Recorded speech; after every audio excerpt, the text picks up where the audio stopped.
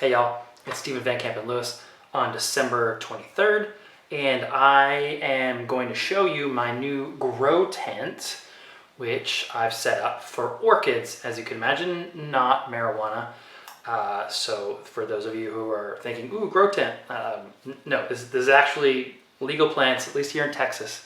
Of course, growing marijuana in other places around the country is totally legal, but not here yet. Anyway, I digress.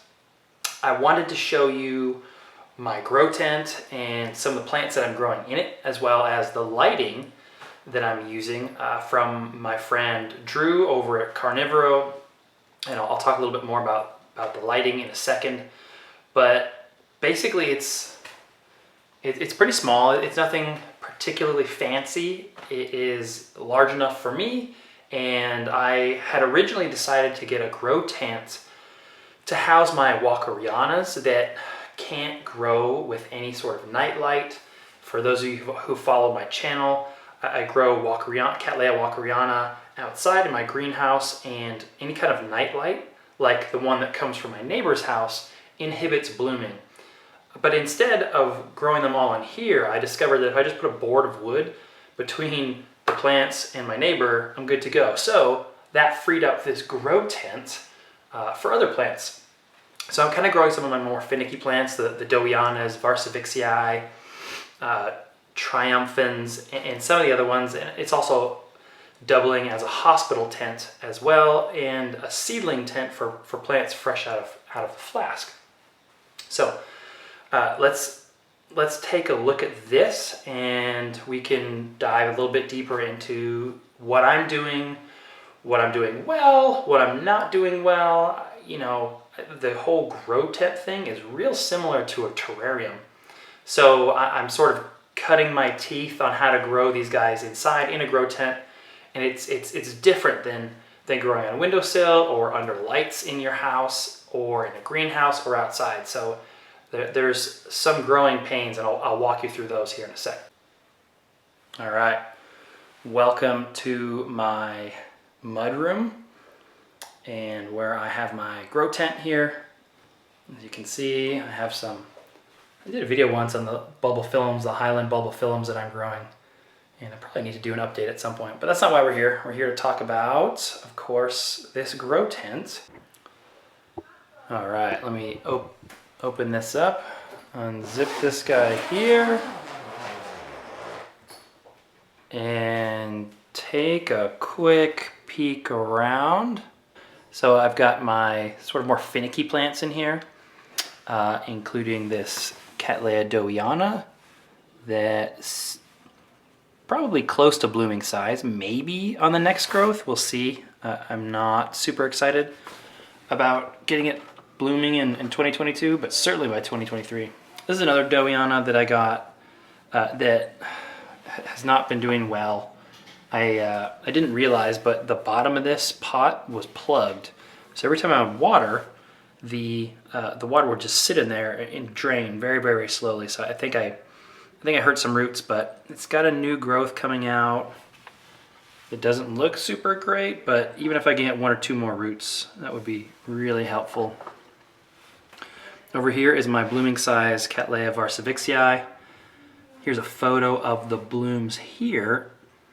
I get, you know, the blooms are beautiful, but I get sort of a smaller bloom count than I should for a plant that size. So this year, I'm following the Chadwick advice, where you just basically let it stay dry over the winter, and then only water sparingly as the new growth comes out, and then start ramping up the water once the new growth gets larger. So I'm going to give that a try and see if I can't get the flower count up.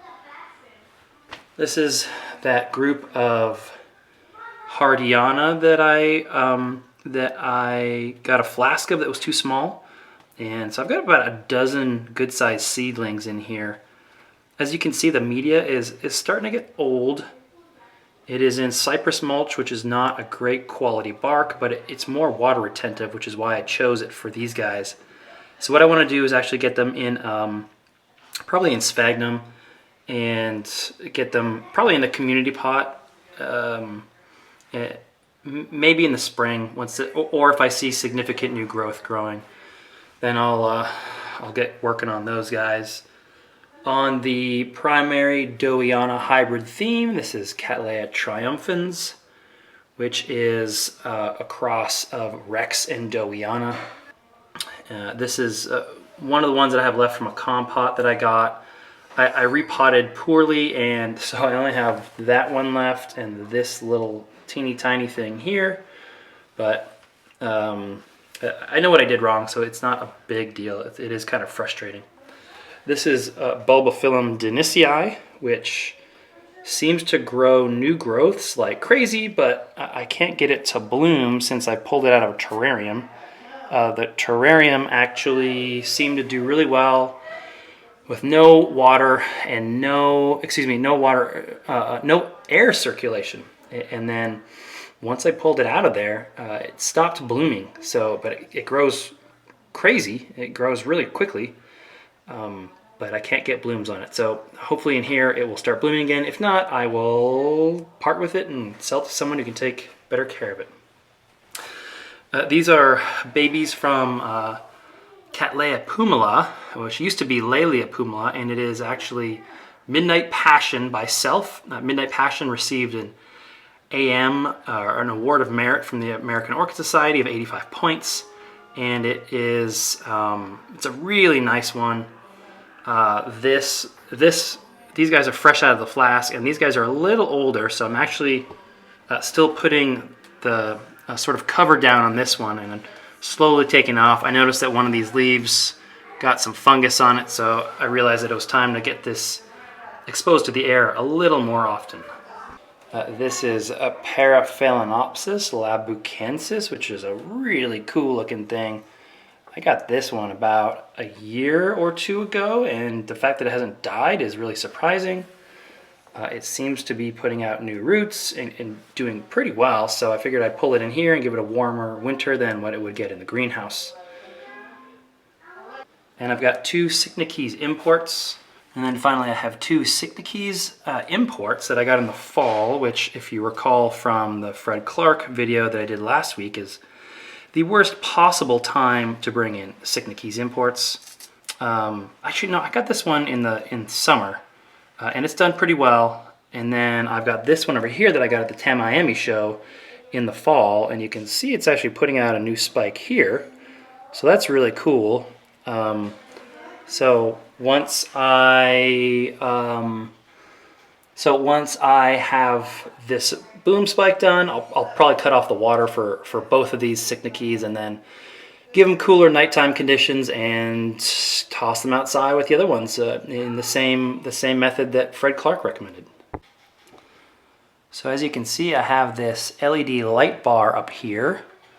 This is from Carnivoro, and actually a friend of mine, Drew Martinez, owns it. He's like 10 minutes away from my house here, so it's really cool when I get to go pick up some of these carnivorous plants like this.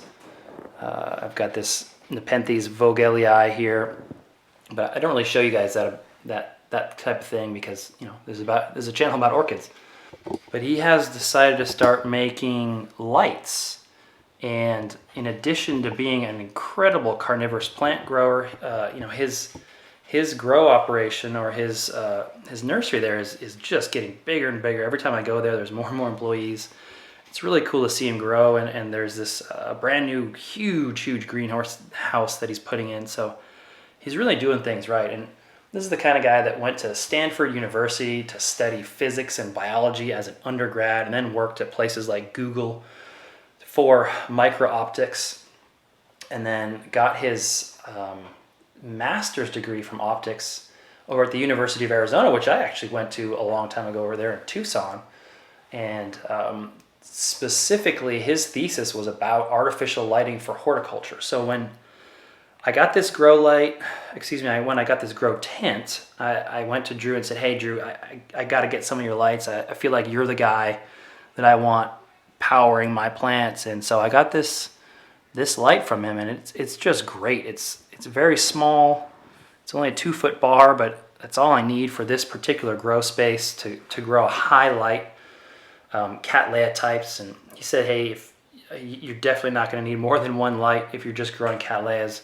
Two maybe for like really bright loving plants, but Cattleyas do just fine with one bar. So I'm really excited to throw up the stickers here, and you should check out his website if y'all are if you're interested in buying light with some of your Christmas money. Not only is he the guy that I recommend, he's the guy that I bought mine from. So also, while I'm talking about equipment, you know, my sensor push here, this is such an important piece of how I grow, you know, outside under the shade of the oak trees. I've got two of those in my greenhouse. And of course that one that I just showed you for my grow space. And so when it comes to humidity in here, I'm not entirely sure what I wanted to do. So what I did is I zipped it all up and closed it. And you know, no surprise, it went straight to 100% humidity fairly quickly. So what I wanted to do is bring it down to 60%. So I started opening up some of these vents to see if that would be enough to get it down to 60%, and it wasn't. Basically, a couple of vents got me down to 90% humidity. And so I installed this little fan here, which blows the water that collects here and circulates things quite a bit. As you can imagine, I got some fungus growing on my plants, so 90% humidity is not ideal, and even with the circulating fan, it gets down to about 80%. So what I'm going to do is I'm going to open another vent and see if that can get me down to 60% regularly, and if not, then I'll open another vent. But you know, I can't measure that without some kind of device, and this is what I really like, these little things. They're super handy. They jump onto my phone. In fact, when I was at 10 Miami in October, I was checking the temperature of my greenhouse while I was in Florida. So it's a great little device that's super inexpensive. And that's about it. That's kind of where I'm at with this particular collection here. As you can see, I put the lid back on the Laelia pumila, or the Cattleya pumila. And what I'll do is every day I'll take this off for a couple hours until I just don't have it on at all anymore. Anyway, I hope you guys have a great Christmas break or a holiday break and a great New Year's, and I will see you soon. Bye.